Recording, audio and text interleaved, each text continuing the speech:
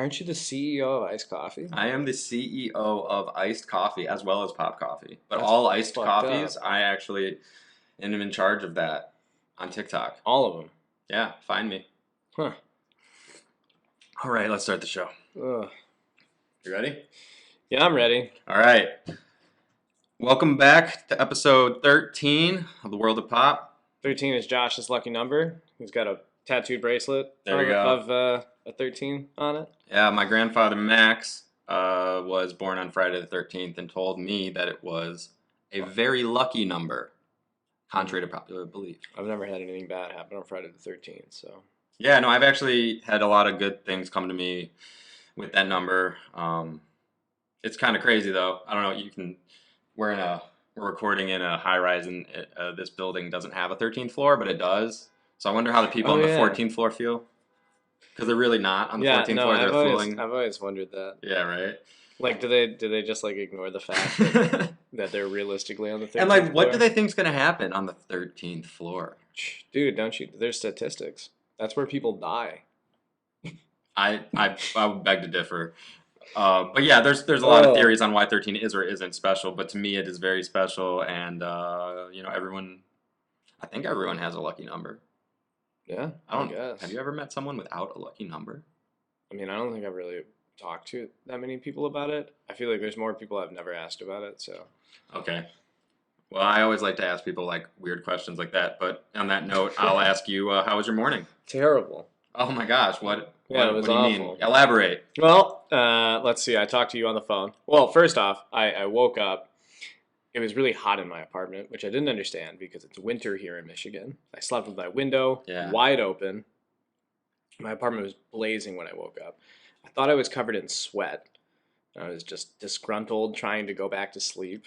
You know, this is at like 7. It's a rough beginning already. I realized that my nose is bleeding really bad, and that what I thought was sweat, that I was just, I was like, damn, I'm like wet. Like I'm like, my chest is super fucking sweaty. I touch myself, it's all blood, and I'm like, oh, So that's how I woke up, took care of that. You woke up in a bunch of your own blood. I woke up in a bunch of my own blood. I have to go get new sheets, and it's a whole thing. That was terrible. Anyways. Well, it makes my morning seem like great. I speak to Josh on the phone for a little while. We discuss what we're going to do this morning, which is record an episode of this wonderful, wonderful podcast for you people. And that went well, but on my way over to Josh's apartment, he goes, hey, you going to get coffee? And I said, yeah, of course. And he goes, pick me up a sandwich from there. It was great. The cafe that I go to, I'm sorry, it's got pretty good coffee. The food there is amazing. But, man, oh man, the service was so slow. We're going to vent for a moment. The service was unbelievably slow, which normally, it wouldn't bother me because here's the thing. I had to wait outside because this cafe does not allow anybody inside. So they're open for business. But... Which I'm fine with. I don't need to go inside to wait. But I shouldn't have to. I waited 18 minutes for a cortado. And there was 35-degree weather. Yeah, and it's raining, and there was one person. Ahead of you. One person ahead of me. What's the holdup? That's what I'm saying. It took her probably a good 10, 12 minutes to get her matcha latte, and she was kind of looking at how complex is this matcha she's latte? Was it like a oat milk, agave matcha latte at room temp? No, I'm pretty sure it was a standard matcha. Maybe had some oat milk, but even so, shouldn't. I understand if you're busy sometimes, but it's like, even if they were taking phone orders inside, even if they were getting things ready, etc., etc., etc., that's a substantially longer time than it takes to brew any kind of espresso beverage or matcha that I've ever had. Did they acknowledge the fact that it took them a long time? No, they were it was so strange.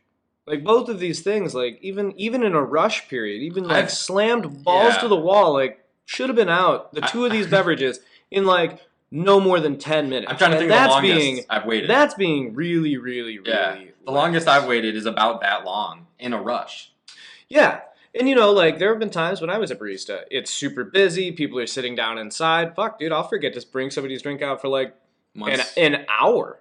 You know, once a barista, always a barista. Everyone. But yeah, holy always shit. A critical it was customer of other baristas. It was just a not great morning. I was really bummed out on the whole thing. This is not a Barista Horror Story. We actually have a really good Barista Horror Story for you later. No, this is a customer horror story. This is not a Barista Horror Story. This is during the pandemic, I need my coffee to start my day. Why is it taking 18 minutes to make a cortado? I figured out that this is why Josh is late to work every day. It's not that he's supposed to be there by a certain time, but no, I'm not. But damn. I mean, I'll say I'll be there at 9, and then 1 o'clock rolls around, and here I am. He's like, sorry, man, I was waiting. Yeah, but that's the life. I love my life and coffee. I love that coffee's a part of my life, and so we want to let these baristas know to hurry it up a little, please. No, it's fine. Is it? I don't want to. It doesn't sound fine. I don't want to be too rude about it, but yeah, I mean, it kind of sucked. We will continue to buy coffee.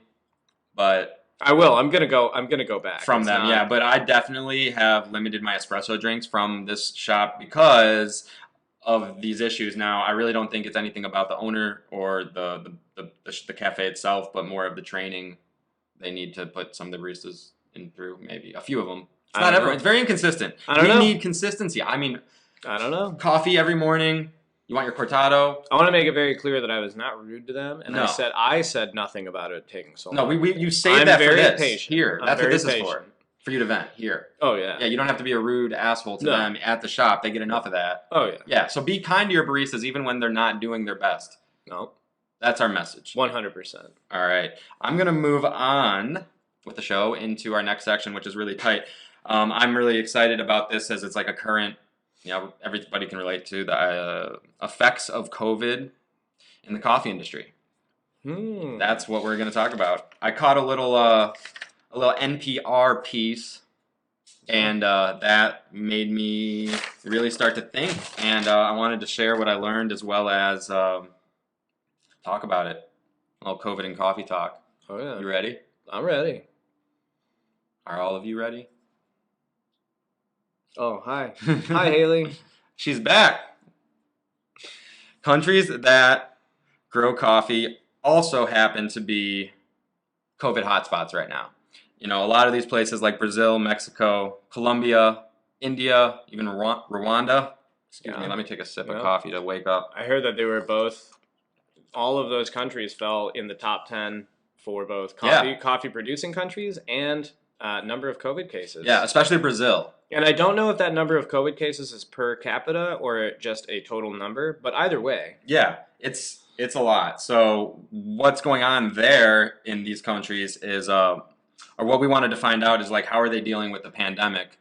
Because we're all dealing with the pandemic and we're all having to adjust our way of life just to continue on. But also, this is a huge economic part of the world. Like coffee is one of the most largely traded commodities, agricultural ones, anywhere.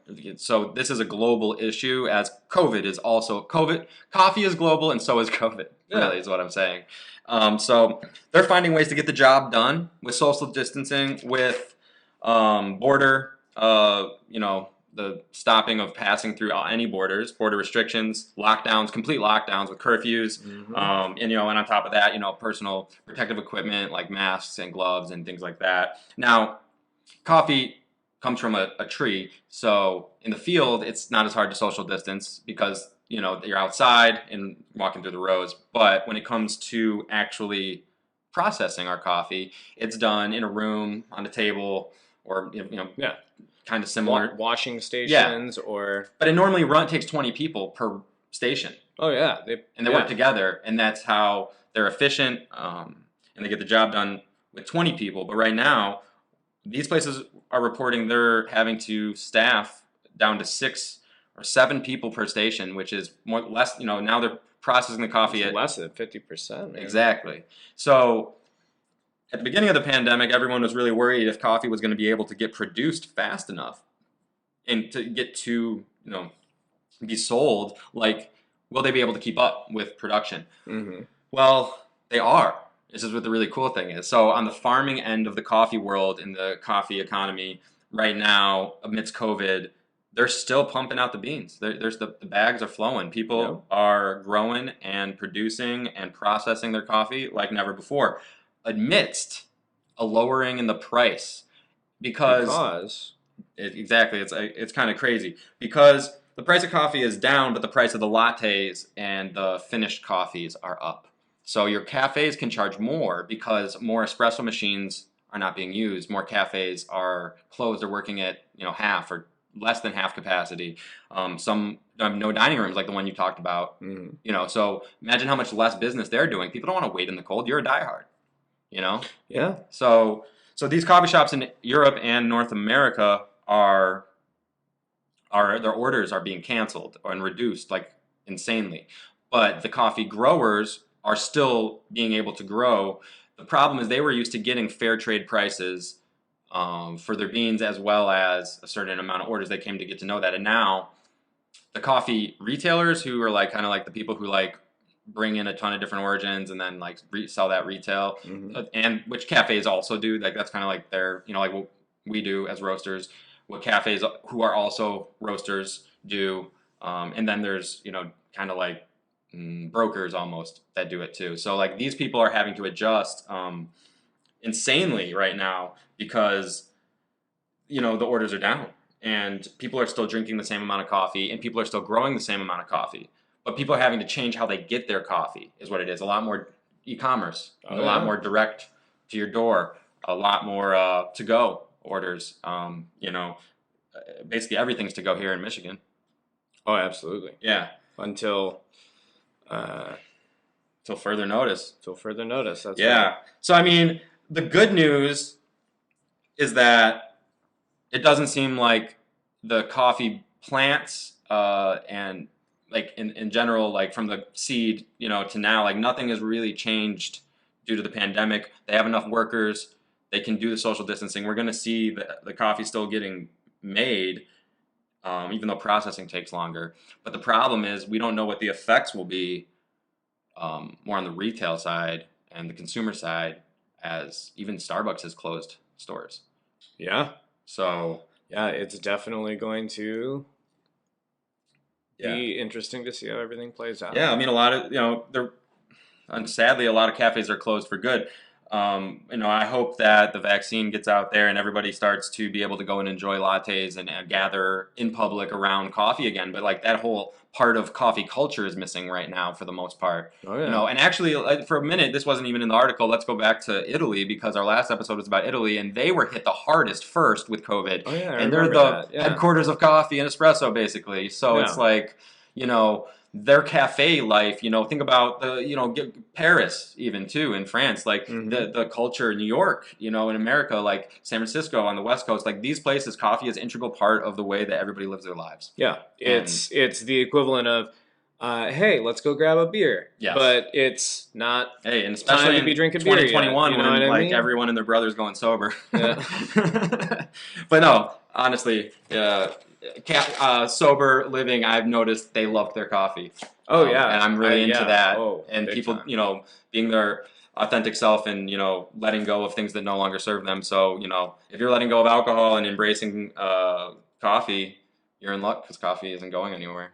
That's right. Yeah, and we got your back too because we're doing. We got in with the e-commerce direct to your door right before we started doing this brand in October of 2019. Yeah, so pre-COVID, but we were set up to thrive during a pandemic. Honestly, we didn't think about. Yeah, who knew? Think anyone I never really. I don't think that when we initially decided that we were gonna open an e-commerce, coffee bean company, that in 1 year, that would pretty much be one of the only ways to get coffee. Yeah, one way to So as an entrepreneur, as a coffee lover and consumer, we're interested to see what the future will hold because COVID has drastically changed the way that they get the coffee to us. Even one thing I didn't mention that's really cool, actually, I did read, is that they'll have, because of the border controls, the drivers will have to switch drivers at the border. So, you're going from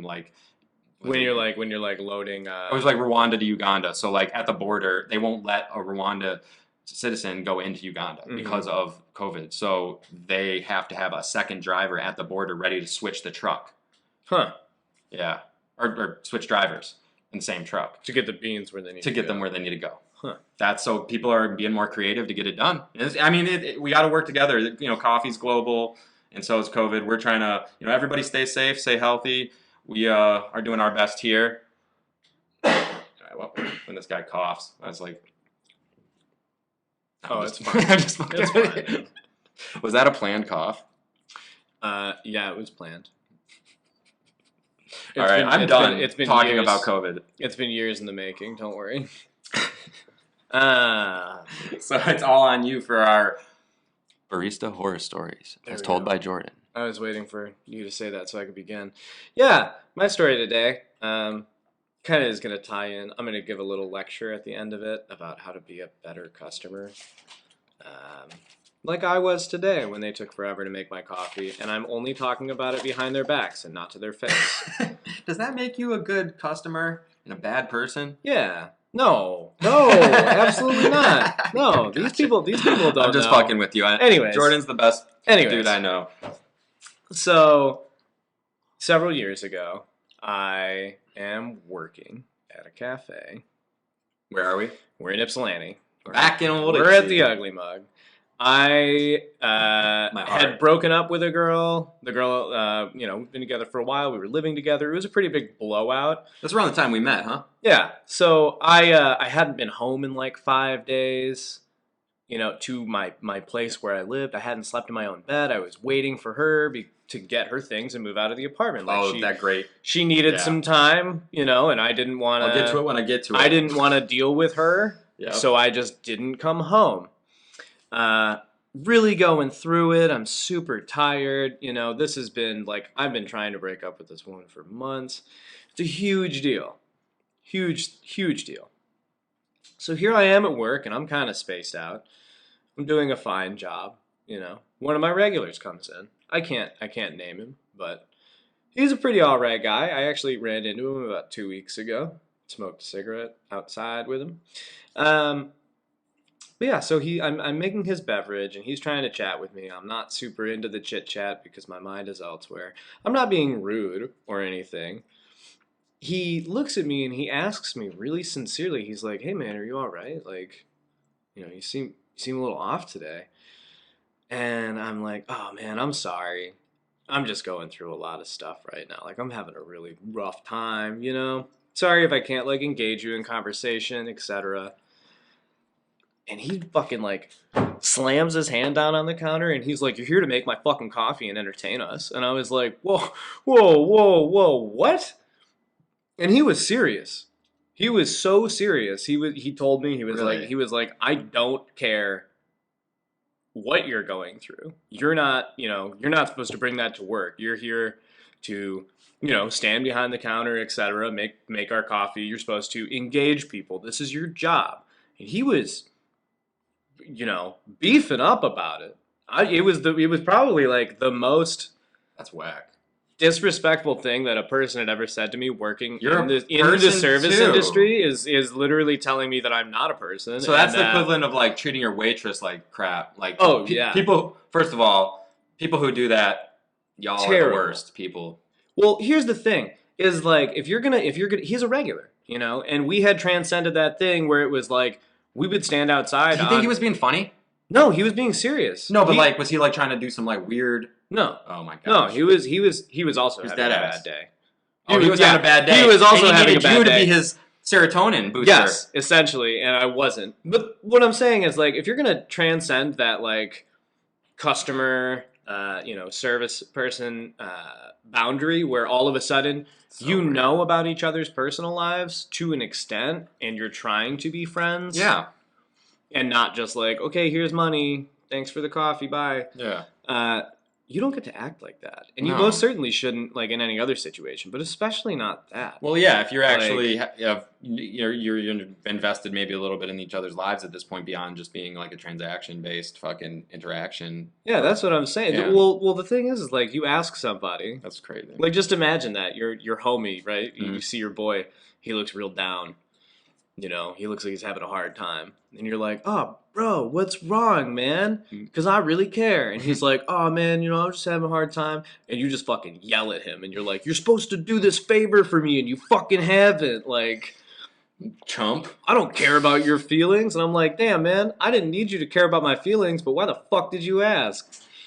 Yeah. But anyways, ties into being a good customer. Wow. Yeah, don't do that. Don't do that ever.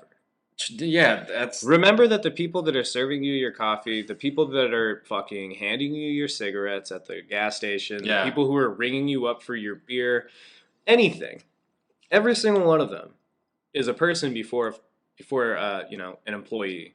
They're a person before I think bartenders and baristas get the short end of the stick sometimes because people just expect them to be social all the time, but all of us have off days. Oh, yeah. Is really what we're saying. And you never know what someone's going through. Their mom could have been diagnosed with some terminal illness. You don't know. No. And it goes the same way. I mean, like, being a barista or a service industry person, it's easy to be mean to a customer. Yeah. And sometimes it's warranted, but a lot of the times it's not. I don't know. I don't know what I would have done in this situation. I probably would have thrown hot coffee in his face. Oh, man. He didn't come back. So at the end of that, he didn't come back in for like 2 fucking weeks after that. Like, good. He just left. And then he comes back in one day and he sees me and he's like, hey, man, I'm really sorry about that. Like, I was also having a really fucking bad day that day. And I was like, man, that does not make it okay. But thank you. They did apologize. Yeah, I was like, thank you for acknowledging. So it was a good end of the story. He apologized. It took him a couple weeks to realize he needed to. Yeah. Okay, good. I think that was a personal growth thing for that man. But yeah. Shout out to personal growth. And treat your barista with respect, and baristas hurry it up a little sometimes. Sometimes don't. We want you to take your time and make your drinks right, but 18 minutes for a cortado is a little... Yeah, I really don't want you to rush if you don't, but at least try. At least try. I think that's what everyone needs to take away from today's show. At least try. I mean, like, a shot of espresso in itself should never take more than, the whole process of pulling a shot of espresso, grinding the espresso into the portafilter, tamping it. No, like a minute. Yeah. Well, the whole point is it's supposed to be fast. If you work at a cafe, it's just pulling a shot of espresso does not take that long. The whole process. And then the steaming of the milk is like, the steaming of the milk doesn't fucking take that long either. So I'm like, well, there's a few things that could have happened here. And I don't know which one of them it is. But, I don't, Wow. A lot of possibilities. I'm still so glad that I've never actually had to work in the public as a barista. It's fun. I get to be my own barista. I do kind of miss being a barista sometimes. I know. We need people to let you stand in and be a barista for a day. Well, we need COVID to be over. So yeah, I guess that's also we're just. I mean, I know everyone is. We're all just ready for it to be over, and we really hope everybody is taking care of each other, loving each other, and drinking coffee and staying safe. And we want to let you know that Pop Coffee is here for you. Yeah, if you want to talk, just hit us up. Yeah, we're here. We're keeping track of the coffee world, the coffee news. So just tune in next week for another installment, and stay caffeinated, carry on. It's always a great time for a cup of coffee.